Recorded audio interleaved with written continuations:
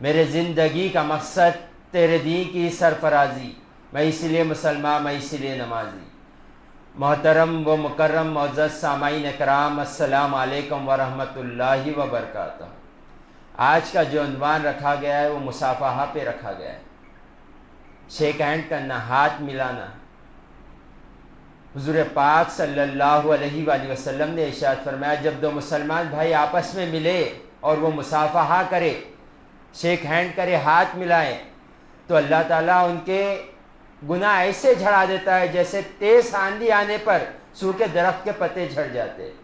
اور حضور پاک صلی اللہ علیہ وسلم نے فرمایا اگر حتیٰ کہ ان کے گناہ سمندر کے جھاگ کے برابر کیوں نہ ہو، تمام گناہ جھڑ جاتے ہیں جب وہ مصافحہ کرتے۔ اور حضور پاک صلی اللہ علیہ وآلہ وسلم نے ارشاد فرمایا جب دو مسلمان بھائی آپس میں ملتے اور مصافحہ کرتے دونوں ہاتھوں سے ملا کر اور مجھ پر درود پاک پڑھتے تو اللہ تعالیٰ ان کے پچھلے اور اگلے تمام گناہوں کو معاف فرما دے۔ تو دیکھیں خالی ہم ملنے پر، مصافحہ کرنے پر ہمارے گناہ جھڑ جاتے، تو سوچے کہ ہم جب بھی ملے تو مصافحہ کریں۔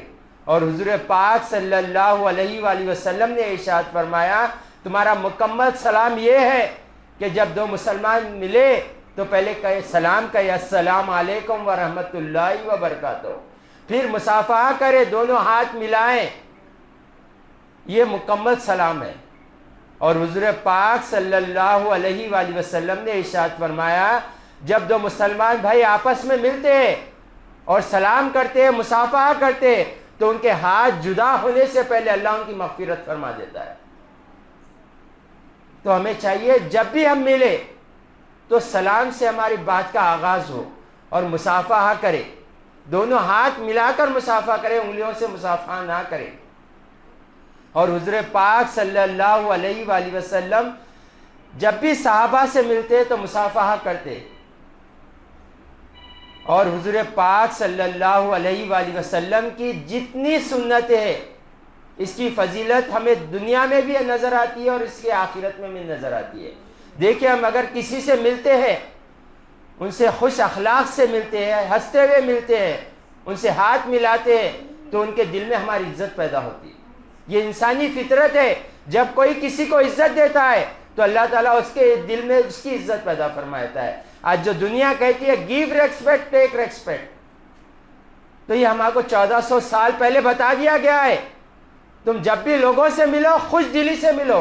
حضور پاک صلی اللہ علیہ وآلہ وسلم نے ارشاد فرمایا تم اگر کسی کو مال دے کر خوش نہیں کر سکتے کم سے کم اس سے مسکرا کر بات کر کر کے خوش کر دو، اسے جب بھی ملو خوش دلی سے ملا کرو۔ تو ہمیں چاہیے کہ خوش دلی سے ملے۔ اور حضور پاک صلی اللہ علیہ وآلہ وسلم کا ہاتھ چومنا، آپ کا دست بوسی کرنا، قدم بوسی کرنا، یہ حدیث شریف سے ثابت ہے اور وہ بھی سیاستہ کی حدیثوں سے ثابت ہے۔ آج اگر کوئی کسی بزرگ کے ہاتھ چومتا ہے یا قدم چومتا ہے، قدم بوسی کرتا ہے تو اس پہ جاہل لوگ شرک کے فتوے لگا دیتے ہیں، بدعت کے فتوے لگا دیتے ہیں، جبکہ صحابہ اکرام حضور پاک صلی اللہ علیہ وسلم سے جب بھی ملتے آپ کی دست بوسی کیا کرتے۔ ابو داؤد کی حدیث ہے جب بھی ملتے حضور پاک صلی اللہ علیہ وسلم کے ہاتھ کو بوسہ دیا کرتے۔ اور صحابہ اکرام جب بھی سفر سے آتے تو پہلا کام ان کا یہی ہوتا گھر میں سامان رکھتے اور حضور کی بارگاہ میں حاضر ہوتے، اور حضور کی بارگاہ میں صحابہ اکرام حاضر ہوتے، آپ کے دست بوسی کرتے، قدم بوسی کرتے۔ تو لوگ اب کہنے والے یہ کہتے ہیں کہ وہ حضور پاک صلی اللہ علیہ وسلم تھے جس کی دست بوسی کی جاتی تھی، قدم بوسی کی جاتی تھی، مگر اب نہیں کی جاتی کیونکہ حضور پاک صلی اللہ علیہ وسلم نہیں تھے۔ نہیں، ایسا نہیں ہے۔ اپنے بڑوں کے، اپنے بزرگوں کے، اپنے استاد کے، اپنے شیخ کے دست بوسی کرنا یہ باعث ثواب ہے، باعث برکت بھی ہے۔ بابا فرید شکر گنج رحمۃ اللہ علیہ فرماتے کہ بزرگوں کا ہاتھ چومنا، ان کے قدم چومنا یہ باعث برکت ہے۔ اور آپ فرماتے ہیں کل قیامت میں جہنم سے نجات پائیں گے کئی ایسے لوگ ہیں جو صرف دست بوسی کرنے کی وجہ سے، بزرگوں کی تعظیم کرنے کی وجہ سے اللہ تعالیٰ ان کو جہنم سے رہا فرما دے گا۔ اور آج جو کہتے ہیں کہ قدم بوسی کرنا کہاں لکھا ہوا ہے، تو امام بخاری کی کتاب ہے کتاب الآداب، امام بخاری کی کتاب ہے کتاب الآداب، اس میں آپ حدیث نقل کرتے ہیں کہ مولائے کائنات حضرت علی رضی اللہ تعالیٰ عنہ جب بھی گھر سے نکلتے تو اپنے چاچا حضرت عباس رضی اللہ تعالیٰ عنہ کی قدم بوسی کر کر گھر سے نکلتے.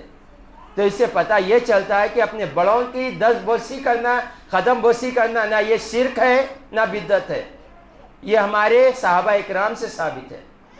تو جو بھی چومتا ہے اس پر شرک کے بدعت کے فتوے نہ لگائے، یہ باعث برکت ہے، باعث ثواب ہے، کیونکہ صحابہ اکرام نے جو کام کیا ہے وہ ہمارے لیے زندگی گزارنے کے لیے ایک طریقہ ہے.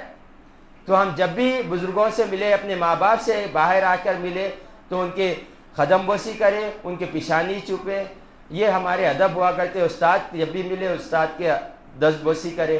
جتنا ہو سکا ہم ادب و اخلاق سے ملے، لوگوں سے جب بھی ملے خوش دلی سے ملے، ہنستے ہوئے ملے، چھڑچھڑے پن سے کسی سے نہ ملے. اس سے ہوگا یہ کہ آپ کی نفرت اس کے دل میں پیدا ہو جائے گی جب آپ سے چھڑچھڑانے سے ملے، اور جب آپ خوشی سے ملیں گے تو آپ سے ملنا بھی پسند فرمائے گا. وآخر دعوانا ان الحمد للہ رب العالمین.